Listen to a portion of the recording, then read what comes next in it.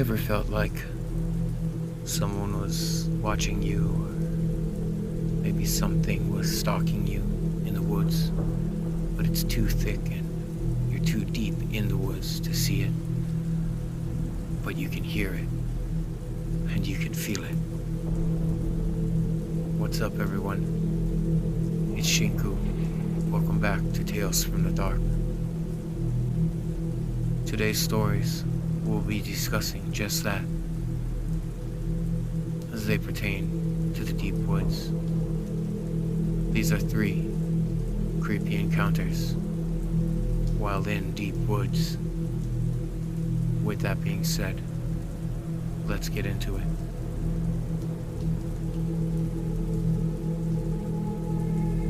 My friend and I were walking our dogs where the old sanitarium used to be. Now, it is a wooded area on the edge of town. It always felt a little creepy to me. My rock lab cross, Susie Q, always wanted to take this certain path for some odd reason, but it was usually swampy, so I wouldn't let her. One day in the fall, it dried up, so this time I let her go and followed. We found bed sheets made into a noose hanging from a tree. It looked really creepy. I took a picture of it. There was also a rotting mattress and garbage strewn about. Very weird vibe there, and I did not like it at all. Fast forward to the following summer. Again, my friend and I were walking the dogs when we came to the fork in the path where Susie Q always wanted to go. I then started hearing voices. It was that of an old man, maybe 60s or so. His voice sounded rather gravelly, with 2 young girls around 10 years old. They were on the path, but turned back, going in deeper into the woods to the place where I saw the noose. I stopped and wondered if I should do something. This just felt wrong. My friend told me to forget it and keep walking. As I stood there, wrestling with my conscience and wondering if I should call the cops because it seemed inappropriate, I heard rustling noises in the bushes behind me. Turning, I saw a young girl around 11 or 12. She had lots of freckles and stringy red hair that hung to her shoulders. Her head was down, and she was looking at me through her bangs. She was wearing a red striped t-shirt, jeans, and runners. Her hands hung by her sides in fists, and that was when I noticed she had a red Victoria Knox knife in her right hand with the blade out. She just kept walking towards me with this weird look, not saying anything.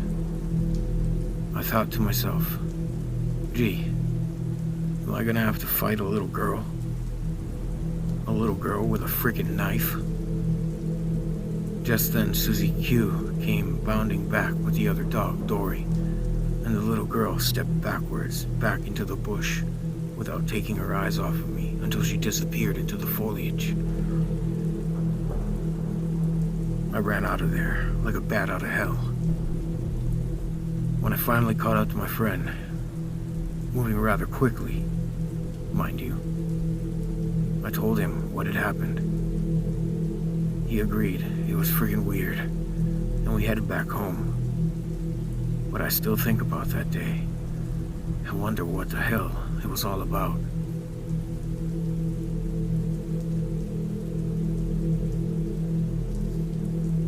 I live in Vermont and grew up here nearly my entire life.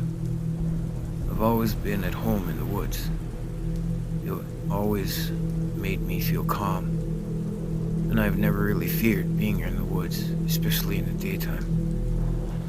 Vermont doesn't have much to fear nature-wise. I don't have the ability to be silent, but I am very aware of my noise level as well as the sounds of the woods. I've had the woods go quiet on me a few times, but if you stop moving, the sounds of the woods come back usually within a minute. Twice now, I have experienced the woods go absolutely silent and felt very uneasy. The first time was when I was hiking with my then girlfriend up Mount Abe. It was around 2012. There's a section of the trail that is really unique and beautiful. The woods become less thick and moss covers most of the ground that you can see. We were hiking through this area, and then the woods go quiet, and we both came to a stop.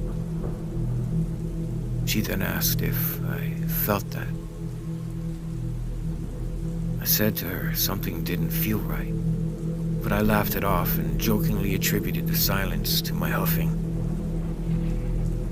So we started off again, with her still in the front. The quiet didn't end, and I kept feeling like someone was there, as I kept looking over my shoulder very frequently. This section of the trail isn't terribly long, maybe a half hour, but time seemed to be as still as the air.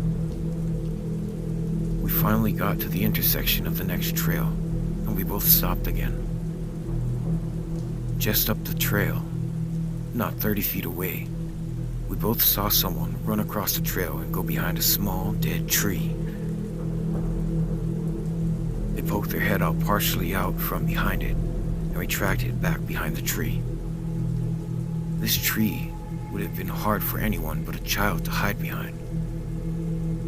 Without thinking, I walked past my girlfriend, marched over to the tree and looked around it. But there was nothing. The woods woke back up almost immediately after that. I walked back to her and discussed the whole thing. We both felt like this section of the path seemed to take way longer than it should have. We both noticed how uneasy the silence felt, almost like we weren't alone. We both saw someone run behind the tree and peer around. We didn't know what to think, so we tried to laugh it off. Huffed the rest of the way to the peak. We ate, chilled for a bit at the top, and went back the way we came without anything happening. I've huffed through there after that, and have never had anything else happen. Fast forward to 2016. This is my second time. I was out behind my apartment that had a huge area of woods. The nearest road straight back was a little more than 3 miles east. North and south was maybe 10 plus miles off total woods between the roads. So I'm out, maybe a mile deep, walking one day, and the woods were alive with birds, squirrels, chipmunks, all getting ready for the winter. And then instantly, again the wood goes silent. I stopped to let it wake up, thinking it was me rustling the leaves and down the twigs. I hear something slowly walking and stop somewhere behind me. I turn to look, and there's nothing around me, and the woods are still quiet. So I walk a little further, stop again, and once again something walking, and then stopping as well, but still not visible. I did this a few more times with the same results. I began to get concerned, so I cut north to make my way down a ravine and back west. I get out of the ravine and stop once again. The woods are still quiet. I hear something making its way down in heavy landings and leaves and branches. I then booked it in a very random zigzag way all the way back to my apartment. Again, I went out further to that area multiple times after that and have never experienced that again. The state says we don't have cougars or mountain lions, but I honestly think I would have known if it was any one of those early on. Till this day, I still don't know what was following me, or maybe perhaps stalking me.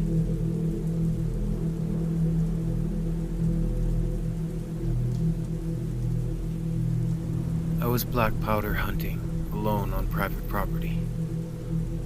The property has gated entrance, and I parked my four-wheeler there and normally walked into the remaining 150 to 200 yards to my elevated deer stand. As I shut my four-wheeler off and put on my backpack, I heard a very large limb snap and thought it was a deer or animal moving around maybe 20 yards away, so I didn't think anything about it. I gathered my gun and hunting stuff and started walking down the 2-track trail without my flashlight on, due to having good enough light from the moon to see where I was walking.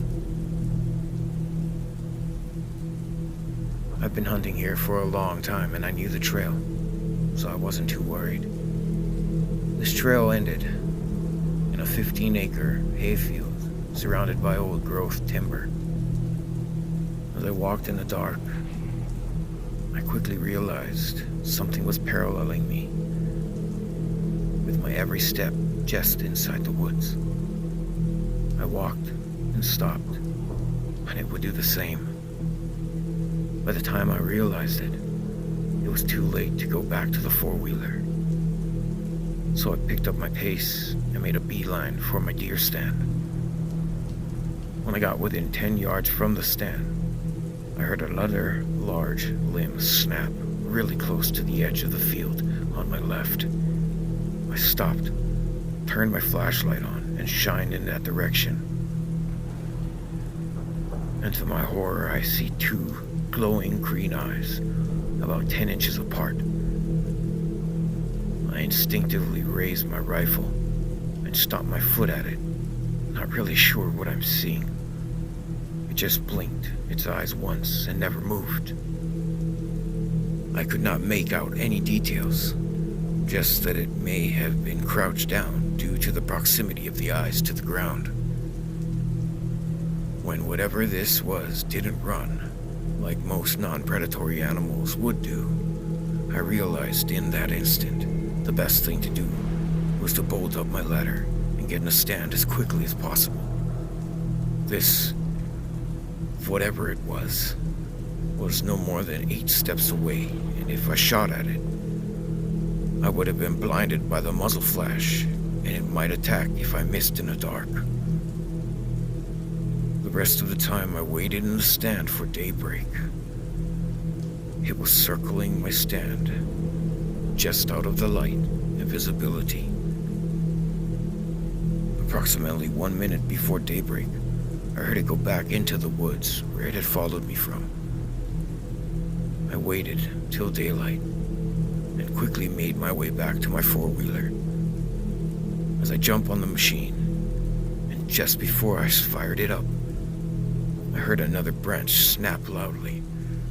I left the area and went back home and cut the week-long hunting short and didn't return until the following spring. I've never hunted the same way again, since I rarely go in before or after dark on foot. I've since sold that property and hunt in my home state of Indiana. There you have it, guys.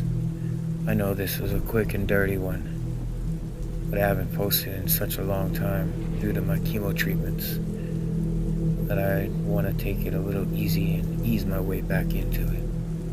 Anyways, thank you for watching my video, and if you could, hit that like button, turn on notifications, and subscribe, because it really helps me out. Anyways, y'all take care, and I'll see you in the next one. And remember to always stay safe.